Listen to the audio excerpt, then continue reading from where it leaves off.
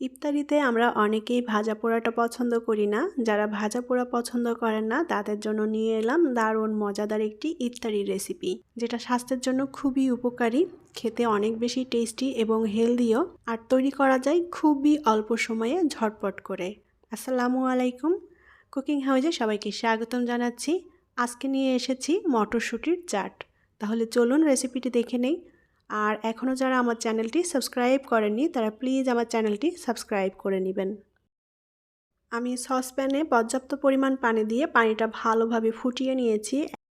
এখন এই পানির মধ্যে আমি দিয়ে দেব কাঁচা মটরশুঁটি। আমি এখানে 2 কাপ পরিমাণ মটরশুঁটি নিয়েছি। এখন এই মটরশুঁটিগুলো আমি সেদ্ধ করে নেব।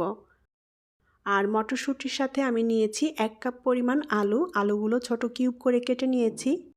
আর নিয়েছি হাফ কাপের মতো গাজরটাও আমি ছোট কিউব করে কেটে নিয়েছি। এখানে সব কিছুর পরিমাণ আপনাদের পছন্দ মতো দিতে পারেন, যে যতটা তৈরি করবেন। এখন এই গাজর, আলু, মটরশুঁটি একসাথে আমি ভালো মতো সেদ্ধ করে নেব।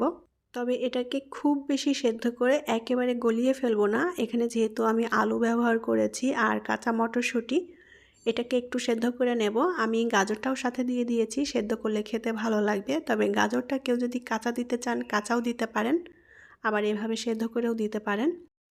তো আমি 5 মিনিটের মতো হাই হিটে জাল করে গাজর, মটরশুঁটি, আলু একসাথে সেদ্ধ করে নিয়েছি।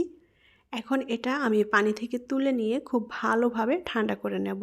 চাইলে এখানে মটরশুঁটির এই চাটটা মটরশুঁটি কাঁচা অবস্থায়ও তৈরি করা যায়। তো অনেকে কাঁচা মটরশুঁটি খেতে অস্বস্তি বোধ করতে পারেন, যার কারণে মটরশুঁটিটা এভাবে একটু সেদ্ধ করে নিলে খেতে ভালো লাগবে।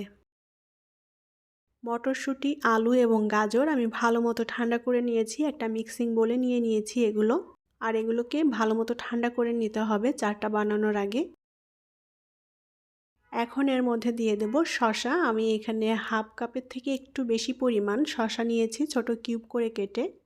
বড় সাইজের একটা টমেটো, এটাও ছোট কিউব করে কেটে নিয়েছি। পেঁয়াজ কুচি নিয়েছি আমি এখানে মিডিয়াম সাইজের 4টা পেঁয়াজ ছোট কিউব করে কেটে নিয়েছি। আর দিয়ে দেব কাঁচামরিচ। আমি এখানে 4টা কাঁচামরিচ ছোট টুকরো করে কেটে নিয়েছি। এখন এর মধ্যে কিছু পুদিনা পাতা কুচি দিয়ে দেব। পুদিনা পাতা কুচি দিলে খুবই সুন্দর একটা ফ্লেভার আসে, খেতে ভালো লাগে। তবে হাতের কাছে না থাকলে নাও দিতে পারেন। আর দিয়ে দেব কিছু ধনে পাতা কুচি। লবণ দিয়ে দেব স্বাদ মতো। আর দিয়ে দেব কিছুটা বিট লবণ। বিট লবণ যেহেতু দিয়েছি তাই লবণের পরিমাণটা কিন্তু সেভাবেই দিয়ে দিতে হবে। টালা জিরার গুঁড়া দিয়ে দেব হাফ চা চামচ মতো।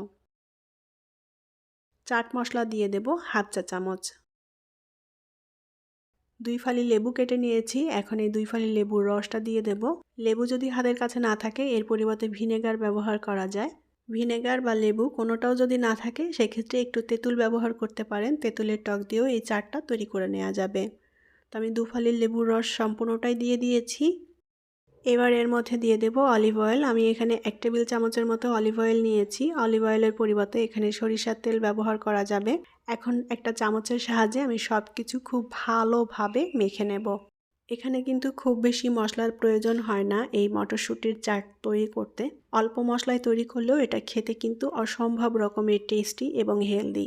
যারা ইফতারিতে ভাজা পোড়া খেতে পছন্দ করেন না তারা এভাবে মটরশুঁটির চাটটা তৈরি করে নিতে পারেন। এটা খেতে খুবই ভালো লাগে আর সবাই ভীষণ পছন্দ করবে খেতে।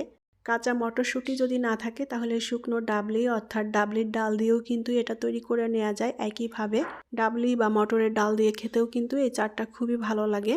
তো আমি সব কিছু খুব ভালো মতো মেখে নিয়েছি আর মটরের চাটটা তৈরি হয়ে গিয়েছে। এখন এটা পরিবেশন করব। তৈরি হয়ে গেল দারুণ মজাদার, হেলদি এবং টেস্টি মটরের চাট। মটরের এই চাটটা ইফতারিতে তৈরি করে নিতে পারেন, সবাই ভীষণ পছন্দ করবে খেতে। আশা করছি আমার আজকের রেসিপি আপনাদের কাছে ভালো লেগেছে। আর যদি ভালো লেগে থাকে তাহলে প্লিজ ভিডিওটি শেয়ার করবেন। পরবর্তী রেসিপি দেখার আমন্ত্রণ জানিয়ে আজকের মতো বিদায় নিচ্ছি। সবাই অনেক অনেক ভালো থাকবেন এবং আমাদের জন্য দোয়া করবেন। আল্লাহ হাফেজ।